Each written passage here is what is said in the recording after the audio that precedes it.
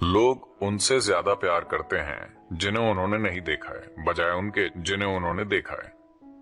वो सिनेमा जाते हैं, जो भी ये रजनीकांत या टॉम क्रूज या अमिताभ बच्चन, वो बहुत बड़े आदमी हैं और लोग उनसे अपने बगल में बैठे लोगों से ज्यादा प्यार करते हैं, क्योंकि वो सब बढ़ाकर दिखाया है ना। क्योंकि ये इतना एग्जैजरेटेड है, वो आदमी इतना बड़ा है, वो इतना ऊंचा बोलता है और हर चीज जो वो करते हैं वो बड़ी है। आपके बगल में बैठे लोग उतने बड़े नहीं दिखते, वो इतना ऊंचा नहीं बोल सकते, वो इतना बड़ा कुछ नहीं कर सकते। तो भ्रम एक एग्जैजरेटेड वास्तविकता है। इसके कारण वो वास्तविकता से ज्यादा शक्तिशाली चीज बन सकती है। लेकिन एक बार आप उड़कर भ्रम की स्थिति में जाते हैं, आप पागलपन के खतरे पर होते हैं। आप अपने मन की मूलभूत स्थिरता को खतरे में डाल रहे हैं। अगर आप बहुत दूर चले जाते हैं तो आप वापस भी नहीं आ सकते। अगर आप यहां बैठकर 2 मिनट के लिए कुछ मजेदार सपना देखकर वापस आ सकते हैं, ये अच्छा है। लेकिन आपने सपना देखना शुरू किया और आपको पता नहीं कि कहां रुकना है, फिर पागलपन है ना। तो एक बहुत स्थिर शरीर और मन कायम करना एक महत्वपूर्ण हिस्सा है अगर हम आध्यात्मिक पहलुओं की खोज करना चाहते हैं। हमें जानना चाहिए कि क्या कल्पना है और क्या नहीं। इसके लिए एक बहुत ज्यादा फोकस, स्थिरता की जरूरत है। अब ये सरल चीज जो आप कर रहे हैं कि जागरूकता में इस तरह जम जाते हैं और आपके पीछे आता हुआ दूसरा काल्पनिक दृश्य बनाते हैं, इसके लिए बहुत ज्यादा मानसिक मेहनत चाहिए। आप समझ रहे हैं मैं क्या कह रहा हूं? सिर्फ ये पक्का करना कि आपकी सांस सामान्य से थोड़ी गहरी हो, बहुत मानसिक मेहनत चाहिए। अगर आप अपने मन को इस तरह इस्तेमाल करते रहे तो मन बहुत स्थिर आधार बन जाता है। ये कोई काल्पनिक स्थिति नहीं है, ये अपने आप में एक ठोस आधार है। तंत्र की पूरी प्रणाली ऐसी है कि आप फिर उत्पन्न करते हैं। अगर आप ये गुलाब की पंखुड़ी लें, मेरे ख्याल से हमने आपको इसके बारे में बताया है ना। बस इस गुलाब की पंखुड़ी को लीजिए, इसे जितना संभव हो उतने ध्यान से देखिए, अपने मन में उसे फिर से बनाइए। अगर आप चाहें तो आप गुलाब की पंखुड़ी आसमान से नीचे गिरा सकते हैं। आपने इतने डिटेल से देखा है, आपने इसके हर मिलीमीटर, हर माइक्रो मिलीमीटर को ध्यान से देखा है और अब आप उसे बनाते हैं। देखिए, अभी कोई पेंटिंग बना रहा है, ठीक है। ये कैसे है? क्योंकि कहीं ना कहीं उनके मन में उस पत्ते या फूल या किसी भी चीज की छवि एकदम सटीक है ना। तो मन इसमें सक्षम है। अगर आप ऐसा कोई प्रभाव लेते हैं और इसमें अभिव्यक्ति करते हैं, धीरे धीरे आप इस तरह मन में यह अभ्यास करें, तो ये बहुत स्थिर और शक्तिशाली उपकरण बन जाता है। अब आप योग करते हैं, आप कहीं उड़कर नहीं जाते, आप सिर्फ उसे स्थिर करते हैं, स्थिर करते हैं, स्थिर करते हैं। अगर ये बहुत स्थिर हो तो आप इसमें कुछ भी उतार सकते हैं। अगर ये उतना स्थिर नहीं है, फिर अगर कोई बड़ी चीज आपके पास आती है तो लोग टूट जाते हैं या पीछे हट जाते हैं। बहुत से लोग पीछे हट जाते हैं। जब भी बड़े अनुभव होते हैं, बहुत से लोग, अगर उनके साथ कुछ बड़ा होता है तो वो उससे डर जाते हैं, वो उससे बचने लगते हैं, वो पीछे हट जाएंगे।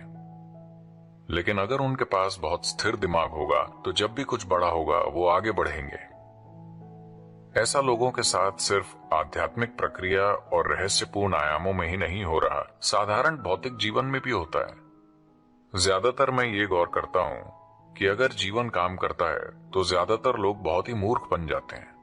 बहुत कम लोग अपनी दौलत और प्रभाव का अपनी खुशहाली के लिए इस्तेमाल करते हैं। ज्यादातर लोग मूर्खतापूर्ण हो जाते हैं। वो सिर्फ इसलिए पीछे हटना चाहते हैं क्योंकि चीजें काम करने लगी। ऐसा नहीं होना चाहिए। अगर चीजें काम करती हैं तो आपको आगे बढ़ना चाहिए, है ना। लेकिन होगा ऐसा, अगर हमारा सिस्टम तैयार नहीं है और चीजें आगे बढ़ती हैं, तो भौतिक रूप से या मनोवैज्ञानिक रूप से या आध्यात्मिक रूप से, जिस भी रूप से, अगर हम तैयार नहीं हैं और कोई चीज आगे बढ़ती है तो हम पीछे हट जाते हैं। यह स्वाभाविक रूप से होता है। यहाँ तक कि आध्यात्मिक अनुभव भी लोगों को पीछे की ओर ले जाते हैं, सिर्फ इसलिए क्योंकि जरूरी तैयारी और साधना नहीं है। इसलिए यह हमेशा नियंत्रित होता है। जब भी हम कोई भव्य आध्यात्मिक अनुभव उत्पन्न करते हैं, चाहे भाव स्पंदन या संयमा में, तो वो बहुत नियंत्रित होता है। नियंत्रित मतलब वो एक जेल से ज्यादा नियंत्रित होता है। हाँ, उसे ऐसा ही होना चाहिए। अगर आप उसे छोड़ देंगे तो लोग तमाम चीजों पर उड़ने लगेंगे, लेकिन वो उनके लिए अच्छा नहीं होगा, वो उन्हें पीछे की तरफ ले जाएगा। देखिए, ये एक सरल चीज है। आपके शरीर, भौतिक शरीर और आपके मन के बीच एक सूक्ष्मता है कि आपके मन में जो होता है उसे उस तरह से नहीं समझा जा सकता जिस तरह हम शारीरिक गतिविधियों को समझते हैं, है ना। आपकी भावनाओं में जो होता है उसे आपकी मन की गतिविधियों की तरह तार्किक रूप से नहीं समझा जा सकता, है ना। जैसे जैसे चीजें सूक्ष्म होती जाती हैं, वो तार्किक प्रक्रिया के लिए कम से कम उपलब्ध होती हैं। अगर हम इस तर्क को नहीं समझते, अगर आप हर चीज को उस तरह संभालने की कोशिश करते हैं जैसे आप भौतिक चीजों को संभालते हैं, तो इंसान मर जाएंगे। अगर आप इंसानों को भौतिक चीजों की तरह संभालने की कोशिश करते हैं, तो आप देखेंगे कि कोई भी आपके साथ नहीं होगा, है ना। क्या आप इंसानों को संभालने के लिए भौतिक नियमों में ढील नहीं देते? कोई दूर है, आप कहते हैं ठीक है, 1 2 3 4 लोग, लेकिन अगर वो आपके घर में हैं, आपके परिवार की तरह, तो क्या आप उनसे बातचीत के लिए भौतिक नियमों को रिलैक्स नहीं करेंगे? अगर आप नहीं करते तो आप इस धरती पर किसी इंसान को नहीं जान पाएंगे। तो इस ढील को आगे बढ़ाना होगा। जैसा कि कहा जाता है, अगर आपके जीवन को विकास करना है तो आपको ज्यादा से ज्यादा चीजों को इससे मुक्त करना होगा, लेकिन इसके लिए आपके पास बहुत स्थिर तार्किक दिमाग होना चाहिए। अगर आपके पास वो नहीं है तो आप भ्रम की प्रक्रियाओं में भटक जाएंगे। आध्यात्मिक प्रक्रिया में ऐसा होता है कि अगर आप एक बहुत स्थिर शरीर और स्थिर मन कायम करते हैं तो हम आपको अतार्किक चीजों के अनुभव में ले जा सकते हैं। अगर आप इसे कायम नहीं करते, अगर हम आपको एक अतार्किक अनुभव में ले जाते हैं, उसके बाद आपकी कल्पना इस तरह भागेगी कि आप भ्रम में पड़ जाएंगे और सोचेंगे कि यही असली है। भ्रम असली से कहीं ज्यादा शक्तिशाली है। असल में वो है क्योंकि वो एग्जैजरेटेड है। आनंदमय भीतरी स्थिति बनाने का फार्मूला।